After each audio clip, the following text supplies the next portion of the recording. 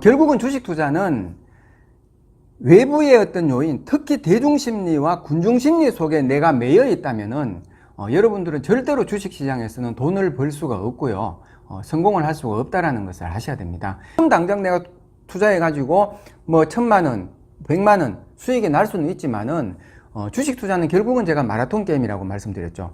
끝까지 가는 사람이 이기는 사람이거든요. 잠시 잠깐의 어떤 그런 수익은 누구나가 다 낼 수 있지만은 그것 자체가 나에게 확정되어졌고 나의 미래를 이렇게 보상할 수 있는 요인은 아니라는 거거든요. 그래서 아무튼 여러분들이 이 시장에 대한 어떤 심리의 변화 흐름을 여러분들이 잘 보셔야 된다는 겁니다.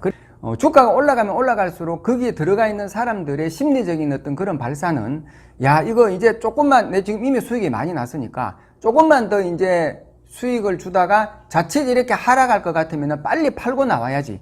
이런 어떤 심리가 갈수록 팽배해진다는 거죠. 그러니까 결국은 그것은 무엇을 말하냐면은 주가가 올라가면 올라갈수록 팔아야 될 시점이 빨리 다가오고 있다고 여러분들이 생각을 하시면 된다는 거죠. 언론 매체를 여러분들 조심하셔야 됩니다. 표면적으로 드러나고 있는 이 언론 기사를 보고 반응을 하게 되면은 대부분 손실을 입을 수밖에 없습니다. 언론 기사는 딱 두 가지 이유가 있거든요. 첫 번째는 뭐냐면은 기대감을 조성을 시키거든요.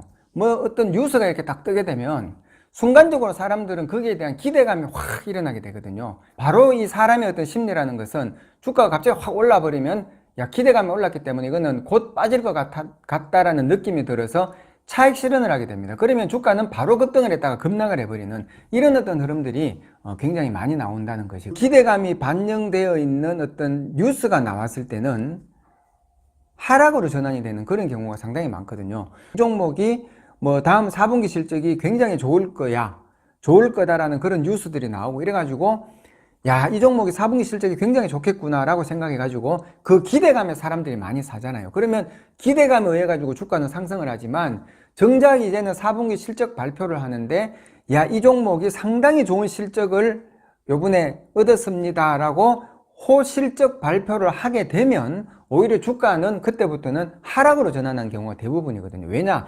기대감이라는 것이 소멸이 되어졌기 때문에 주가는 하락으로 떨어지는 것이거든요. 재료도 마찬가지입니다. 재료에 대한 어떤 기대감으로 주가가 상승을 했지만 그 좋은 재료가 발표가 되게 되면 오히려 주가는 하락할 수밖에 없는 것이거든요. 그런데 일반 이 주식 투자자분들, 대중심리에 묻혀있는 사람들이라든지 이제 주식에 갓 입문한 이런 어떤 분들은 이 뉴스가 딱 뜨면은 이제 야, 이거 주가 가겠구나 싶어가지고 그때 들어오게 되죠. 그러면 결국은 그 전에 샀는 사람들이 지금 들어오는 사람한테 물량을 다 넘겨버리게 되고 뉴스를 보고 들어가는 그 사람은 바로 자기가 들어가는 그 가격이 그 주가의 꼭대기, 상투라고 하죠. 예, 상투에서 이제 잡게 되는 그런 흐름들을 우리가 충분히 볼 수가 있다는 겁니다. 그래서 항상 여러분들이 시장을 볼 때는